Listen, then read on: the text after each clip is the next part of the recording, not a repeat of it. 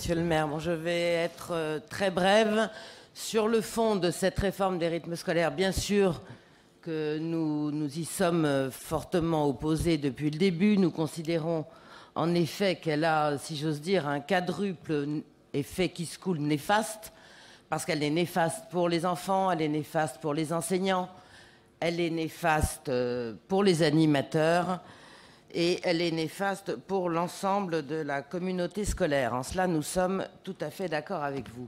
Ce qui nous dérange davantage, c'est qu'on a le sentiment, depuis que vous vous y êtes opposé, qu'il y a finalement une espèce de petit jeu de cours d'école où, bon, voilà, comme vous êtes le maire de Nice et que maintenant, Madame Najat Vallaud-Belkacem est la ministre de l'Éducation nationale, eh bien, il est de bon ton de faire payer... on a un peu le sentiment que vous voulez faire payer aux parents et aux enfants niçois vos différends avec le ministre de l'Éducation nationale. Et ça, c'est assez ennuyeux.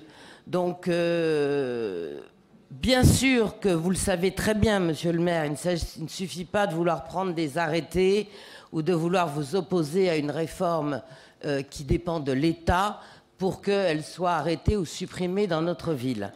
Et là où je ne vous rejoins plus du tout, c'est effectivement sur la vente de cette ville-là, puisque, en général, il s'agit là de dépenses de fonctionnement. Ça veut dire que tous les ans, il va falloir trouver le fonctionnement nécessaire, l'argent nécessaire pour appliquer ces rythmes scolaires. Et donc, c'est un puits sans fond. Or, nous considérons que quand on en arrive à vendre un bâtiment, en l'occurrence du patrimoine, ce qu'on appelle les bijoux de famille, on le vend pour se désendetter, en règle générale, mais on ne le vend certainement pas pour des dépenses de fonctionnement. Donc nous vous proposerons sans doute, au moment du budget, effectivement, des propositions, des amendements pour économiser de l'argent. Je pense bien sûr aux dépenses de communication, etc., etc., etc. Mais je crois, moi, que c'est une très mauvaise chose d'arriver à vendre ce bâtiment qui apparaît finalement, je vous le répète encore une fois, un peu comme une petite vengeance. Ben voilà, je suis obligée d'appliquer les rythmes scolaires, donc eh bien, je vais faire payer ça en vendant un bâtiment qui appartient finalement aux Niçois.